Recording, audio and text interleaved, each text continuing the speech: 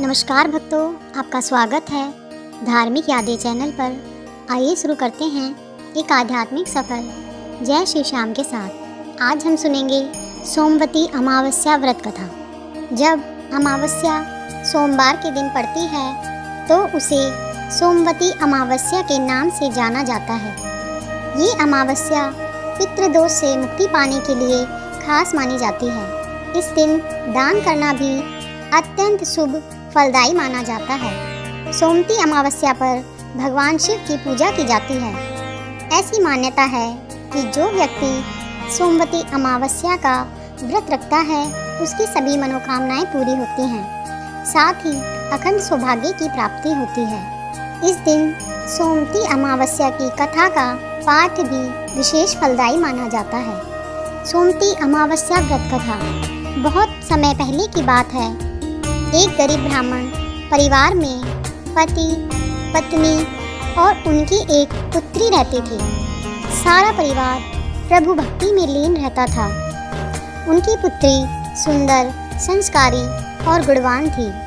वह उसके लिए वर की तलाश कर रहे थे, किंतु निर्धन होने के कारण उसके विवाह में अड़चनें आ रही थी।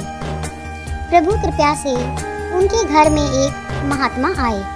उस कन्या की सेवा भावना से खुश होकर उन्होंने उसे आशीष दिया। तो उस लड़की के पिता ने कहा, महात्मा जी, बहुत समय से हम अपनी लड़की के लिए वर की तलाश कर रहे हैं, मगर हमारी गरीबी की वजह से हर बार बात बनते बनते रह जाती है।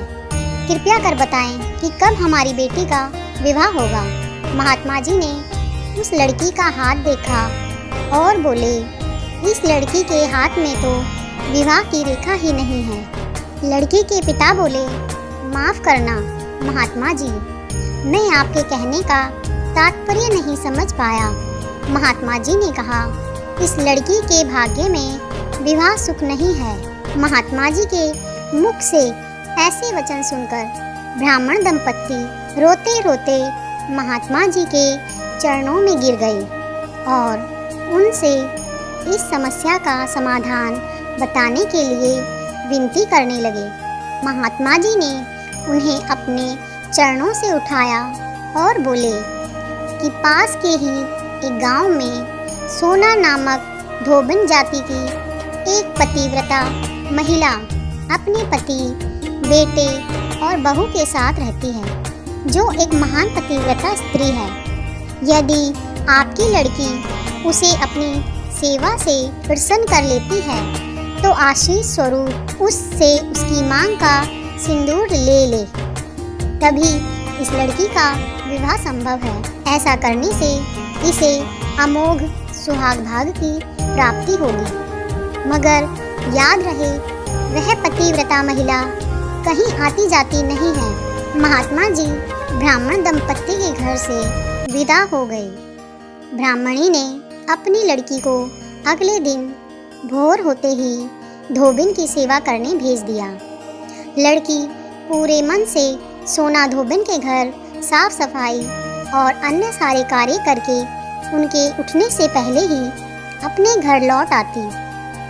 यह क्रम बहुत दिन तक चलता रहा। एक दिन सोना धोबिन अपनी बहू को शाबाशी देते हुए कहती है कि बहू, तुम तो ब्रह्म मुहूर्त में उठकर ही घर का सारा काम कर लेती हो और मुझे आभास तक नहीं होता।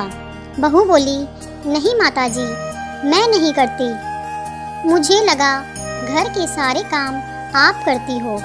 अगले दिन सुबह होते ही सास बहू उठकर घर के एक कोने में छिपकर निगरानी करने लगी कि कौन है जो ब्रह्म मुहूर्त में ही घर का सारा काम करके चला जाता है।